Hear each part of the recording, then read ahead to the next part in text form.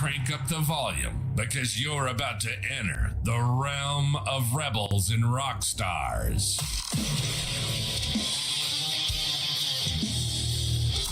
Unleashing the thunder from down under the stage. We're diving deep with a deviance of melody, rhythm, and chaos. Now push up your sleeves and get ready to dive into the pit. It's time for Sitting with the Slimy Bastards, Music Edition. So, Sitting with the Slimy Bastard podcast show on the road, I guess here in Mason City, not too far from home, but I was actually in talks with you guys of getting you on the show over Zoom and that for quite some time. And then I seen you guys were playing here in town and thought, why not come to the show and do it here in person? So I got the guys, ALBORN. Why don't you guys introduce yourself and welcome to the show? I'm Justin. I'll be holding the mic for the rest of this interview. As I just said. I'm Josh. I'm Razor. Justin's still holding the mic. And you're on drums, and you actually have a mic with your drums. Kind of reminds you of the Seven Dust kind of sound, if you would. Of more of a Britney sound. I'm going after. Oh, okay. There you go. Would you rather hold this? No. So being up here, this is the first time being in Mason City and that up in northern Iowa, if you would. And it was good. That's pretty impressive. Almost couldn't tell that there was. He's gonna feel that in his legs tomorrow. Yeah. But being up here, what's been feedback that you've been hearing of coming up here and that? There was a lot of riots, a lot of people telling us to leave, a lot of picket signs. But we power through it because we're here for the people, man. You know, you guys kind of have that blue collar vibe to you, if that makes sense. Being from, you're down in the Quad Cities area on the Illinois side, right? Mm-hmm. What do you guys do when you're not playing? You guys have jobs, day jobs and that kind of thing, or what? I'm a mechanic, and ironic that you say that because that's how I get my stage attire is I wear it at work for a year and a half, and then when the jeans look like this, I'm like, now they're ready to go. I'm done wearing them to work. They're stage clothes. So yeah, I'm a mechanic. I'm a firefighter. No shit, huh? Yep. Yeah, an actual hero. Yeah. Like an actual person making a difference, not playing a goddamn guitar. Guys with drums. Josh, you should have went last because I work at a tractor dealership. I don't save people. So are you a mechanic for tractors, or what kind of mechanic are you? Cars and trucks. Oh, okay. Yeah. So, yeah, when you guys got some stuff coming up here in the next couple months. Tonight being one of the shows for about a month or so, then you guys are going back out on the road, and from what I gather, you guys are going out to the East Coast. From what I've seen, right? For the second run, yes. Yeah. First run is Midwest at the beginning of April, and then at the end of April, I believe the first date is April 30th. That's the East Coast run. Mm-hmm. I think it's, what is it, 9-10 dates, something like that, which are almost all exclusively East Coast. Yeah. So being out there, have you guys ever played out that way, or what's? I regret saying that I was going to hold the mic the entire time, so I might pass this off. Yeah, we've been to the East Coast. We were out there with Plush a couple times, but just all small stuff. Okay. Nothing ever more than, like basically a glorified weekend run at that time, Yep. When you guys ain't on the road and everything, and you guys are at home and just screwing around, like you guys got a huge TikTok following and social media following, and who's the go-to person that's always fucking around and Justin. I don't know, man. I feel like it's all of us. Yeah. Huh? You don't? I don't know. Yeah. I mean, it's it's a collaborative effort. We really merge our browns together and come up with the best kind of content. I mean, dude, Josh has quite a bit of experience in content development and stuff too. So he's a killer brain to have on board. But I really just want to showcase all of our personalities because I love my fucking band so much and I think they're the funniest people in the world, and I just want to showcase that. So I mean, maybe I start the fire, bro, but we all feed it. You know what I mean? Yeah. Now, the one video you had on there where you guys made different sound effects or whatever, right? For the snare? Yeah. But tell me about that. I thought it would be funny to just, okay, this one, okay, this is me. That's fair. I thought it would be funny to like accentuate how extreme a snare could be hit. You know, because like it seems like every mix now has this just crushing snare. Like it'll go into a breakdown and it's this huge dramatic sounding snare. So I was like, we should just explore this idea and see how ridiculous we can make it. So then all of our videos are required to have consumed a ton of beer beforehand, and we were pretty lit. And then that's when we got the 2x4 out and started smacking the snare with that and the shovel and some other destructive. There's a 2x4 in there. Get that. If we strap it somewhere like that, you can get a good damn swing at it. Strap it up. When you guys are in the studio and that, who would you say would be your biggest influence? You know, as far as musically goes, where's your influences come from?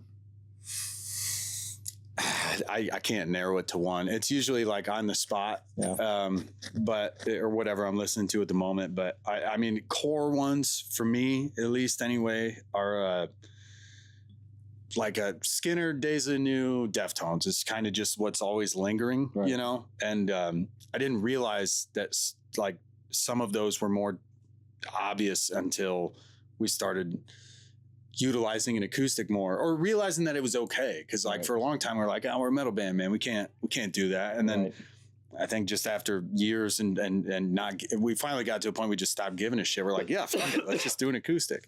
And then, what do you know? While the Getting's Good is the most successful song we've had of our entire thing. So yeah, I don't, I mean, what are your, everything ALBORN is a massive collaborative effort. So what about you guys? Yeah.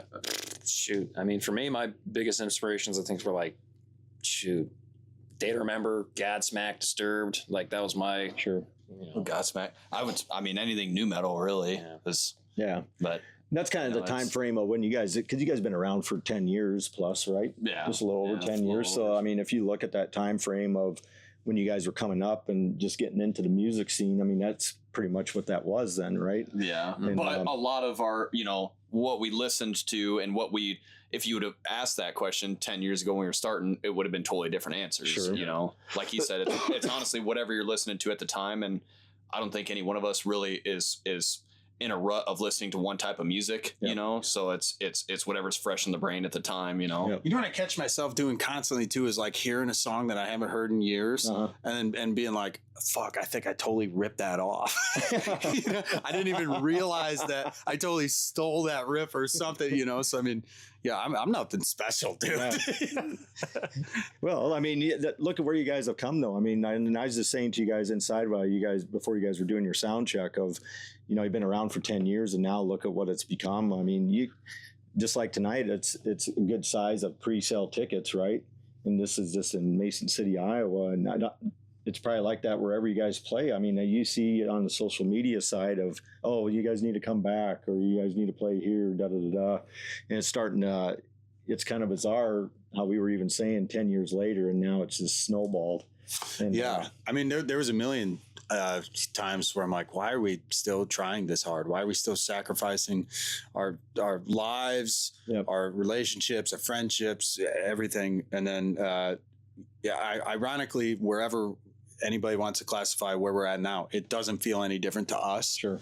So I mean, it's pretty gangster when people are like, we're buying tickets when you come through in South Dakota or something. I'm like, I don't even think I've ever been there, but it's gangster, but like my day to day doesn't feel any different, other than I have more duties of online shit that I'm like, this isn't at all what I was picturing this to be. You know, I thought I was gonna be jamming. Now I got to edit videos of singing in alleys. Right, but it's a whole new game and that's what people don't realize. I mean, you take even the bigger bands that are out today, they're doing all their own stuff, right? And like this kind of stuff, of podcasting and all their own self-promotion, if you would. This fucking light, my friend. I was complimenting this RV when I walked in here, and I take back all of them because of one light. Because it might be the most important light for what's happening right now. All this RV has to do tonight, it doesn't have to sleep people. It doesn't have to give people a place to shit because it's all winterized. It has to fucking provide light, man. You got to provide light. That one. She's trying. So I want to get into the banjo playing. Where'd that come in? Straight out of my ass, man. Really? I wrote, yeah, dude. I wrote, we wrote While the Getting's Good. I was kind of pissing around with the riff, and then we started tracking it, and we posted a clip of it on a whim, and it got a lot of views, and there was like, I mean, I don't even want to say it was a ton. There was probably 8 or 9 comments that were like, oh, you should get banjo on there. And I'm like, fuck it. We have also never had that kind of attention on any of our videos. So I just posted that clip and I said, look for a banjo. And our bassist's best friend lived 10 minutes from where I lived. And he's like, I can bring you one tonight. And I'm like, done. So I brought it over and it's right-handed. I got played upside down. And there's banjos have an armrest. Like where your palm is supposed to rest, because otherwise it just digs into the snare. That's set up for a right-hander. So every time I play, I get these wild cuts on my wrists because there's no place for my arm because nobody gives a shit about left-handed people. But so yeah, I just bought it for that song, and then just kind of kept utilizing. I don't want to put the banjo where it don't belong. Right. You know, you don't want to be the only guy with a boner at party. You know what I mean? So it's wherever it feels right. He's like, this thing's going sideways south. He hasn't been a part of an interview with me yet. But it's hard to play, though. What I was getting to, from everyone that I've said or that I've talked to, and is the banjo that hard? Is it a lot different than a guitar? No, they're lying to you, man. It's a fucking guitar. I mean, it's a guitar made out of a snare drum, man. They're lying. You got lied to, buddy. That's what happened. Actually, I also tuned it like a regular guitar. I think banjos have this exquisite tuning. I didn't do any of that, so I figured I was going to get ripped because I just tuned it like a completely normal guitar. But I also play it upside down, so it's like you can't critique me that much, you know? So out on the road, you guys spent quite a bit of driving time and all that. And when you're out on the road and everything, who's doing most of the driving? Mikey definitely does most of the driving. Okay. Mikey is our tour manager and very cool guy. I talked to him while you guys were doing sound check and that. Yep, full on member of the band. Huge beard, impressive. Yeah. Yep. Gray nowadays. Shout out Mikey. Oh, dude. Yeah. He's the best. So then who's the one that, does any of you guys get much sleep out on the road? Oh, Nate. One particular. Nate. Yep. A lot of sleep. We got one guy drives all the time. We got one guy sleeps all the time. And I mean, that last tour we did, I think he was averaging 14 hours a day of sleep, literally. And then after a week and a half, is like, guys, my fucking back. I don't know. I think it's a bone issue. And we're like, you've been sleeping on a fucking piece of plywood for a week and a half, man. Yeah. Spinal? It's spinal?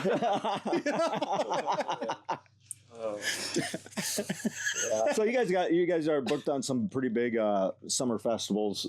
What ones are you guys doing this year that you've been confirmed on so far? Rockfest.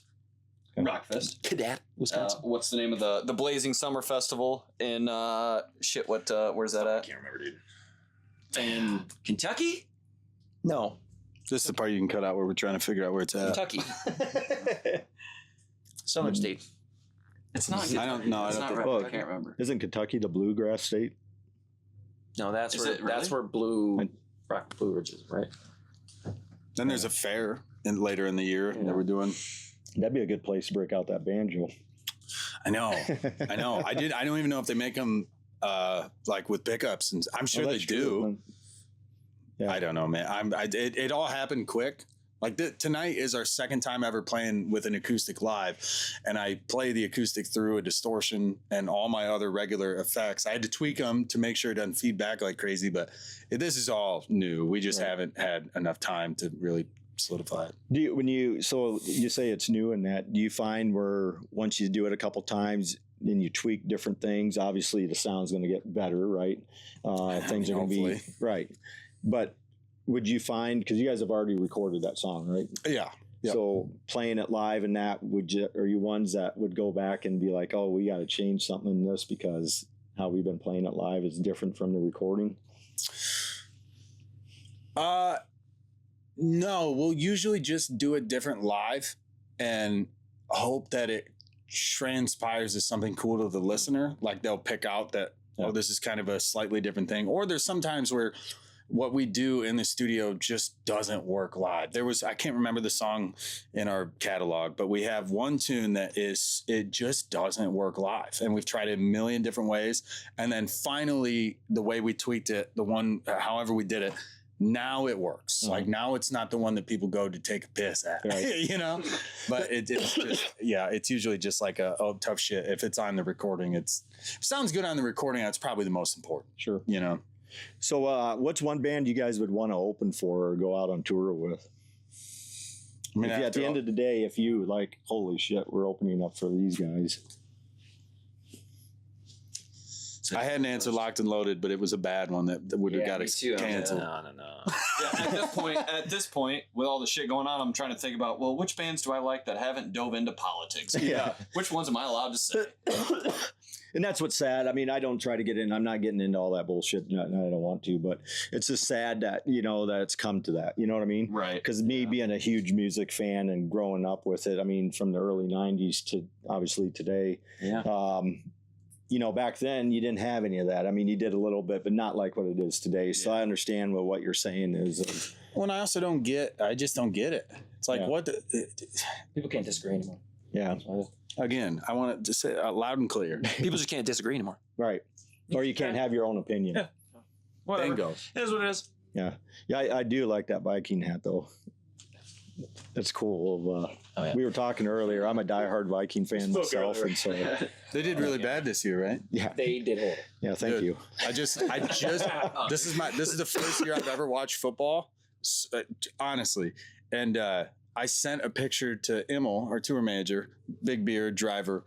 I sent him a picture and I said, "I'm a football guy now, and your team's getting fucking buried." And it wasn't even his team. I got his colors. His team is the he's a Chiefs. And I sent him a picture of 49ers because I thought it was the same logo. I was like, your team fucking sucks. And he goes, buddy, my team lost a long time ago. Oops.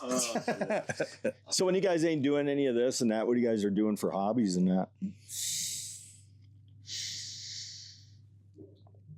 I like video games. Nice. Yeah. Just snowboard. My fiance. You snowboard? Snowboard. Where do you go snowboarding at in Iowa, Illinois? Well, I live in the Rockford area, so we have a couple places, not just an hour and a half away, Alpine Valley, Chestnut Mountain, Galena. There's a Devil's Head up if you want to make a little more of a couple-hour drive. Yeah, you go up in Wisconsin, there's a couple really cool places. Okay. Oh, yeah. Video games too. Yeah, I play video games. Are you a gamer too? Oh yeah, dude. I'm a nerd. These fucking guys. What about you? I work on old junk. Got an old truck, old car. But otherwise it's just this. Yeah, I'm not. Are you one of them that you'll go in the studio by yourself and just come up with something? Next thing you know, hey guys, I got this. You seem like that, and I could be wrong, but you just kind of have that vibe to you where you're fucking around, and then next thing you know. And it's usually with an attitude much like mine right now. Yeah. I'm like, motherfucker! This is the greatest thing. This is the greatest riff this world has ever heard. And I get like no response. And I'm like, I'll check back tomorrow, man. And it's like 9 into 9. You're like, yeah. I wasn't in the morning. Yeah. He'll send it, and it'll be like, just something I've been fucking with it. I'll pull up. It's a 3.5 minute long demo. I was like, what do you mean something you're just fucking with? Like there's a whole song. It's a whole song. He said the other day, he goes, "Oh, it's pretty dope." I was like, "I wanted a better reaction. I'm scrapping it." He said that. I'm looking at my phone. I'm going. Shit. So what's your guys' beer of choice then? IPA. Yeah, we're big IPA guys. Do you like IPAs? I'll drink an IPA. I do have the taste buds of, just cheap. So, and any lights, I don't care. Okay. Real cheap. Cheap date. Cheap date.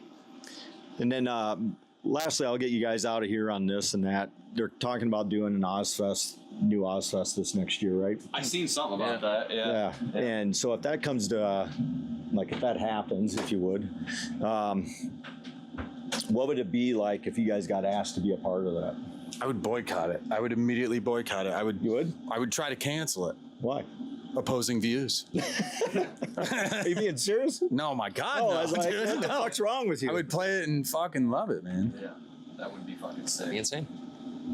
What was how long has that not been a thing? God, it's been, 2004, 2005, maybe 2007, I think. Because towards the end, it just kind of got redundant, right? Yeah. And, it turned into one of them where it was the labels paying, for bands to show up, to play, right? Yeah. So bands were, I could be wrong, but from a lot of people that I heard from is that, bands ain't making money. I mean, they're getting record sales at that time, but yeah, I'm just curious if. Did you ever go to any? Yeah. How many? I went to two. The 2000 and 2001. What were the highlights? Pantera. Yeah, hell yeah. That was probably during what's the Silver It album? would have been, that's when the live, I want to say, Reinventing the Steel? no, the live album, I want to say, maybe that wasn't the live album. I think it was That one. Yeah. Yeah, because I'm trying to think when that live album came out. I don't even. But that or even Black Sabbath, because Black Sabbath was playing. No, it wasn't Black Sabbath. It was Ozzy because Robert Trio was playing bass then for Ozzy. So, Oh yeah, that was right around. I'd have been right around when Facing Hell. That album came out. Ozzy with the fucking he's the skeleton. Yeah. And I think that was right when they got Zakk Wylde. They had Facing Hell and what was the other two? Zach wasn't playing with them then. It was John Holmes. Oh. So I'm not as good at my history. I was kind of hoping we could just. But what I Edit that out. Yeah. what I loved was the second stage. I mean, you had Godsmack on the main stage. Methods of Mayhem, remember Methods of Mayhem, Tommy Lee's band. That was on the main stage. But the second stage, you had Soulfly, you had Deadlights, Kitty, Disturbed. That's when Disturbed just came out. Yeah. So yeah, it was a good tour. That's probably one of my favorite ones. But Nice. so speaking of which, what's one of your guys' favorite shows you've been to? Shit. Dude, I went to the first one we were young on the days that didn't get canceled. But thankfully, my fiance and I got to experience it. It was the first one and got to see a lot of bands that we wanted to see. And that was, obviously the shitty food and the wickedly overpriced everything with the overflowing porta johns and disgusting people, but it was awesome. It was really cool. Just I saw almost every band I wanted to see. Just the way that we planned it out and hit it. Yep. Maybe like dip and dive through people, but it was a good time. Yeah. Oh, yeah. What would you say your favorite show that you've been to? That I'm not a big concert goer. I don't know. I mean, there's probably one in there. I saw Mudvayne at their first show back at that one festival. I mean, it was pretty cool. I mean, I'm a diehard Chad fan, and I don't know. I think they were having mic issues. It wasn't really that. I mean, I don't know, man. Yeah. Like, I seen Mudvayne on Tattoo the Earth. Remember, I don't know if you guys remember that or not. That's when they. Shit, I remember that because that was a tour thing, wasn't it? Who else was on that? That was a lot of Roadrunner bands at the time. Yeah. So you had like Sepultura. Yeah. Slipknot on that? Slipknot was on it. Yeah. Seven Dust was on it. Nashville Pussy. If you guys are big Southern rock metal guys, Nashville Pussy's, a lot like that. Yeah, there's quite a few bands that was on that. Yeah. I saw Tool. That was pretty cool. Yeah. We saw. Tool was incredible. Yeah. They were. Okay. Actually, I don't like going to shows if they sound too much like what I'm involved with, because then it just sounds like I'm listening to. I feel like I'm at a show. But that time we went for Norma Jean. They were gangster. Who opened for them? Not Fire from the Gods. Greyhaven? Yeah, Greyhaven. That was nuts. Because nobody saw it coming. I don't even know how to describe their like genre other than they're definitely like a like punky hardcore with like their verses are kind of shoegazy sometimes. Yeah. But yeah, that was tight. Yeah, they were super cool. And that was at Wildwood in Iowa City. Yeah. Of all places. I love going to a show and you have no idea how good a band is till you see them live, and it puts a whole new perspective on what they're doing.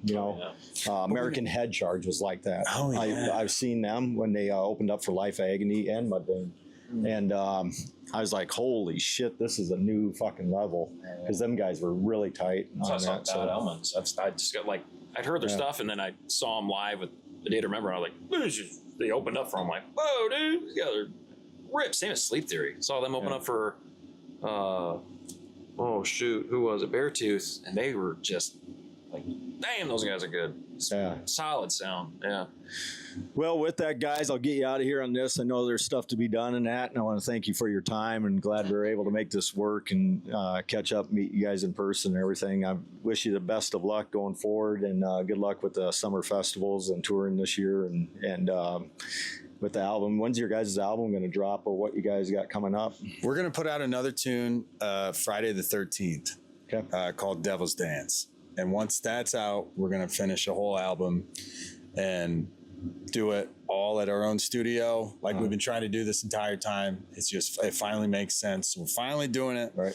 And so hopefully, timeline for that, I don't know, hopefully sooner than later. But before it's over, bro, I hope that anybody that watches this takes fucking note, because this was one of the funnest, coolest fucking interviews. Good questions, good personality. Solid. I'm not digging on anybody we've talked to in the past, but sometimes it's like, so where you come from? I'm like, we fucking talked about this before the camera got turned on, Yeah, this guy's a fucking joke here. Well, I actually had it all planned up because I have a whole backdrop with all my logos and shit on it, and I could set up a whole studio like what I've done down in New Orleans when I was doing The Sun Don't Shine and all them guys, and with the nicer mics, and everyone would have a mic and everything, but there's no internet. Like I was saying, there's no internet. And then my phone wouldn't produce where a video lag and all that bullshit. So, anyway,